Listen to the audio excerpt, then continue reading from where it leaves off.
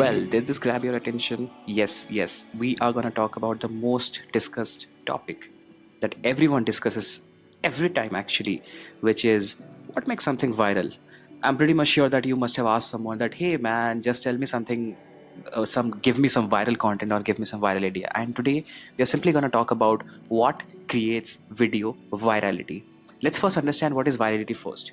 In very basic context, virality is actually the shareability factor.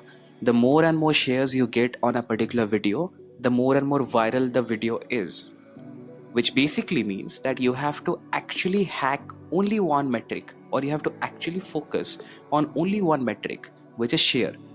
And guess what is actually share? Share is the most difficult thing to get from someone.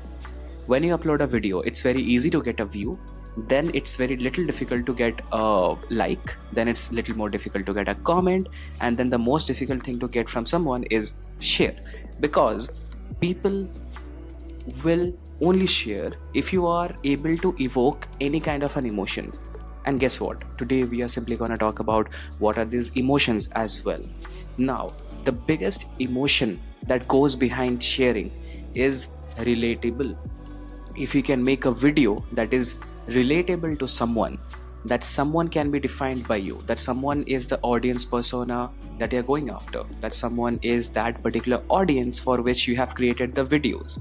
I have given some examples on the screens that you must have seen. Now, if you take the thumbnails of each screen of or each video, you will see a pattern that video is actually meant for a certain kind of life situation or something. Hence it makes very relatable to someone.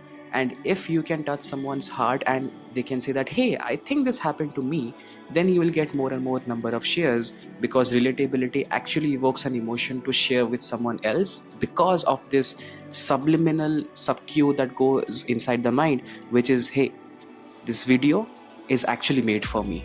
That is why someone shares this whole video. The second emotion that actually goes behind the share button is emotional. If you can make someone emotional, if you can make someone very deeply involved in your video, that emotion could be a sense of love. The best example I can give is the recent Nike ad that everyone must have seen. It actually evokes a very emotional, inspiring kind of a feeling inside you, and hence it will get more and more shares, and that's why you will get a lot of WhatsApp shares on everyone, and people will say that, hey, just check this video out because it's great. The third biggest emotion that actually goes behind sharing is inspirational. Just check your WhatsApp and see how many inspirational WhatsApp forwards you have. It could be in your family groups from your dad. By the way, I'm not talking about the good morning messages. So just ignore that part.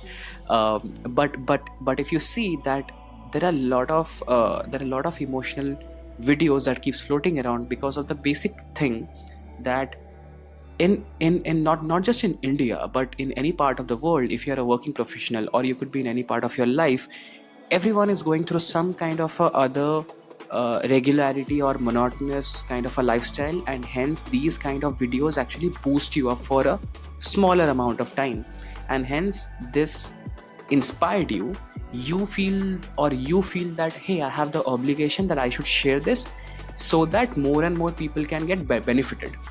Someone who watches a video and feel inspired, the chances of sharing that particular thing on their timeline is very high, because they feel that, hey, I got inspired, hence you will get inspired as well. That's why they share. Now, coming to the another biggest emotion that goes behind sharing is educational videos as well, or videos that educate you, or videos that give you that aha moment. You, as people say that, hey, I think I learned something new.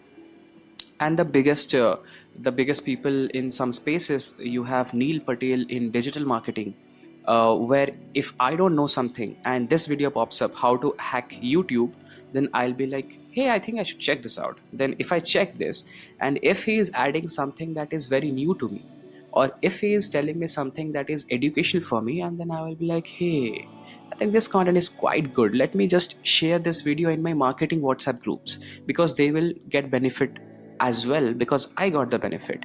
And the same is with Vivek Bindra. Now every video maker or every personal brand has a different kind of an audience whom they want to educate. Now for Neil Patel, it's digital marketeers or budding digital marketeers or aspiring digital marketeers. But for Vivek Bindra, it could be MSMEs or startup co-founders who are starting up new, or just people who are MBA students and BBA students. So everyone has a different persona, but the crux is still the same, that if you feel educated, you want others to be educated as well.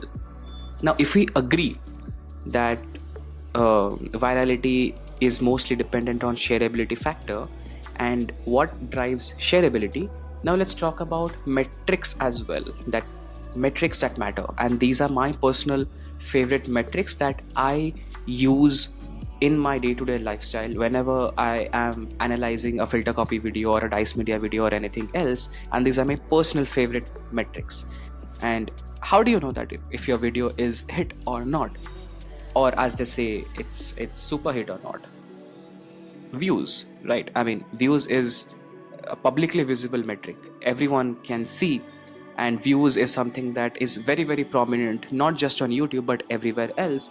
Hence your basic vanity metric is view.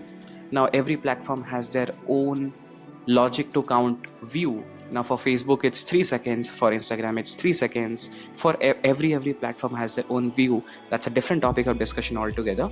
But generic vanity metric to understand if your video is a hit or a super hit or a bumper hit or dhamakedar or whatever you call is a view. So the more and more views you have, the more and more chances of understanding that video or calling that video as a super hit increases as well, right? Now once you have understood the view, then comes another metric called as video retention. If you are an app marketer, you calculate D1 retention, D7 retention, D30 retention, which is your product retention. The same way a video retention also works. Someone who saw a video or who watched a video till 3 seconds, I want to see how many of people stayed till the end. Generally, the slope, the better slope you have, or the downfall, if the downfall is not steep, then your video is actually engaging, which also means that your video is not boring, which also means that people are actually liking your content. And once you understand the graph of the video retention, it will also tell you where people are dropping off. And if you click on that time second and you understand that, hey, at 2 point some second I see people dropped off, let me click there and see what was happening inside the video. If you see any pattern, like sometimes what happens is if you have a very long slow motion shot, people drop off because it's very boring. Or you have, let's say, a long branded integration on your face wala brand integration, people find it very boring. That's why you will see a drop off. General patterns. But look at your video, check the video retention, check the graph, and you will, if you see a pattern, accordingly just keep on following and taking observations from that. Because what happens here, higher the video retention means higher will be the engagement, which also means that higher will be the views. Let me explain this a bit. If someone watches, see, do you agree with me that if someone is watching a video till 3 seconds or 10 seconds and then dropping off, the chances of getting an engagement from that person, like comment, is very very less, because he or she has not seen your content. So there is no evoking of an emotion. Hence I don't know what to comment or what to like or what to share. Hence, if people are watching your video, then only they understand your video, and then only they will comment, and then only they will like, and then only they will share. And if any platform engine, it could be a YouTube, it could be a Facebook, if they get a signal that, hey, this video has more retention, also has more engagement, hence let me show this video to more and more people as well, because the first cohort of people are liking that video, and hence it will also increase your additional organic traffic as well. Sign that your video is amazing. Now this graph, keep it inside your head. It's a very rare graph to see. This is one of my campaign ka graph. The blue line shows the organic traffic, the yellow line shows the display ads traffic, and if you see, the retention is actually pretty much steady. In very simplified form, your virality quotient or your virality actually means higher number of shares, and if something has high number of shares, it will mean it will have higher number of views. Okay, this is a topic I'm not gonna talk about in this video. I will be talking about it in some other video. But till now, I hope you understood about the virality factor or what evokes an emotion. Maybe you will take these learnings and implement in your videos or implement in your content. If there is anything in this video that gave you any kind of an insight of how to look at your videos or the content, I would request you to share this particular video inside your marketing WhatsApp group.